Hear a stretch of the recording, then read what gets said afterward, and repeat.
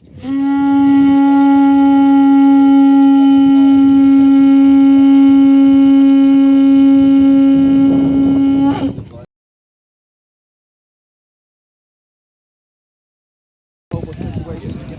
just doused my face with water, which spread it down across my chest all the way to my crotch. The whole thing burned. But I recovered. It took a while. It took like an hour and a half. But I was still undeterred to stay here. Actually, after that had happened, I had attended a security meeting down there at the main camp. And I volunteered as security. They accepted me and they told me to come out here and establish this camp. I've been here at the same spot ever since. Now, how long you been here? 3 weeks. Been about 3 weeks. 3 weeks. Where are you from? Are you from Lakota, from this area? No, I'm Taino from Chicago. From Chicago. Okay. I've come over 1,000 miles to be here. Yeah. And I didn't expect this to be the way that it is, but now this is my home. So I live on the highway on 1806 now. We're here until this is over with. And That's awesome. That's awesome. Yeah. What was your name? Flo. Flo. Earl, man. Aloha. Thank you so much for your manao, for your time. So you can share with our Ohana back in our hands. So they know what is happening. You know. You guys are all my ancestral relatives. That's everybody here. That's what's so special about this moment. Because we're all coming together. Yes. I see that tribes and tribes and tribes. That is awesome. Mahalo for standing there. Yes, aloha. Aloha aina na po'e Hawaii. This is Kalama here from Standing Rock over at the Dakota Sioux Reservation. We're Kalamai, but we haven't been able to really update as well and as often as we'd like to. The reception over in the campsite area where everybody is at is very kind of sketchy. It's pretty bizarre. There isn't able to often get cell phone service within the actual camp itself. Text messages are pretty much the only thing that I can receive. I'm also not able to receive any data services. I'm here right now in the local casino, which is pretty much the only place where I can get reception. So essentially what happened is we arrived, and from the moment we arrived, we kind of hit the ground running. We went over to the Red Warrior Camp and met with some of the folks that we had united with that had come over to Hawaii to support the Mauna Kea struggle. After that, pretty much people have been running around trying to help out to the best way that we can. For myself, what I've primarily been doing is trying to help coordinate some of the emergency medical services that's happening right now. There's actually quite a lot of different camps all over the place, and what's happening is there's different because you can imagine like hundreds of nations from all over Mokuhonu have been gathering together, and it really is an unprecedented event in history. And for myself, coming from a logistical standpoint, and it does really require a lot of diplomacy. Like, it's very much international relationships in action. And so what we're trying to do is, at the same time that we're learning how to do true international relationships, we're also trying to learn how to do things like feed people, deal with trash, deal with security.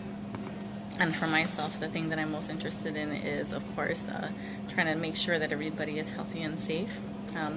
And just trying to make sure that all the different camps and all the different areas and the different nations are okay with some basic protocols as far as what they're willing to do and not do, keeping in mind that this is a frontline camp. So we've been pretty much busy doing that, and that's the reason why we're here.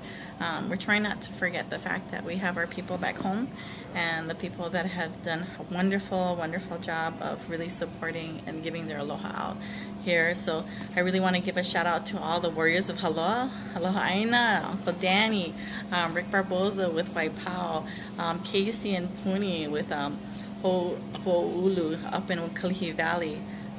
You guys brought on the amazing makana for the people here. We brought a wide variety of lapa'au, including some olena and mamaki tea. We got some soothing oils for people because due to the extreme temperature conditions, basically what's happening is the skin is getting really irritated, so we're having a lot of like skin irritation right now. Also, there's a lot of injuries and like basic musculoskeletal stuff, sprains, burns. You can imagine there's a lot of fires out there. There's been a couple of more serious medical emergencies that have happened as well, and so because of that, we're trying to do a better job about coordinating. And so far, the security and the medics and everybody that's been here already have done an incredible. Like, I've been super impressed by the fact that you basically essentially have a small town that has grown up around this protest and around this in defense of the water.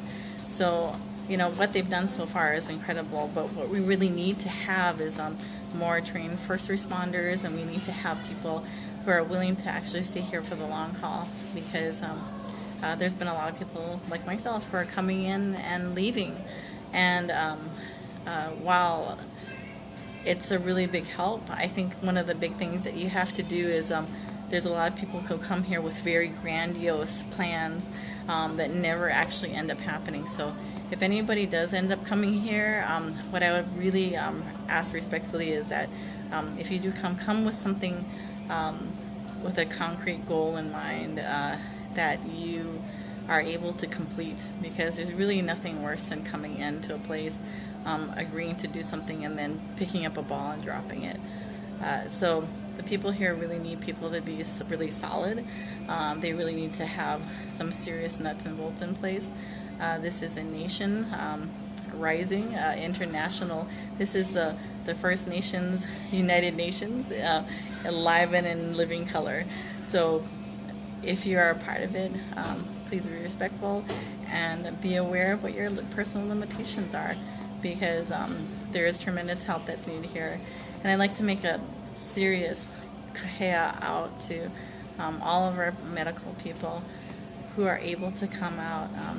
There's almost 4,000 people here that need help, and this is some of them are elders, and some of them are actually really genuinely have some serious health problems. So those of you can help, and in particular we have there's one reservation doctor, Dr. Sarah Jumping Eagle, who is pretty much the only doctor that they have, and she needs to make sure she takes care of the reservation. So we want to make sure that we aren't a drain on the reservation as well. We're here to support, we're not here to create an additional burden. So lots of love out to everybody out back home. Mahalo Nui to all the warriors of Aloha who sent their ava. It was hugely appreciated, and it really was a part of the healing that happened here. So Mahalo Nui Loa. We'll talk to you guys soon, and hopefully we'll be able to update a little bit more regularly now that we have a little bit more of a flow. Lahaina. Fighting for 200 years. Our cousins up here for 400 and more. Hawai loa kuliki kaka kupa ame ka loa kai e. So I'm going to make a call out to the healers of our community.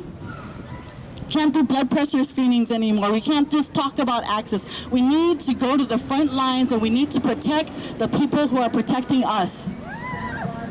That is our kuleana. We have to work as one kino. We have to take care of each other. We can't let our warriors go out in front of dogs and tanks and bulldozers and not be ready to heal them when they are on the front lines. Water is life. We know that kawai ola. Ayehea kawai kane. Where are the waters of life? The waters of life are in you. They are in your children. They're in the land, they're in the sky, and we need to protect all of them.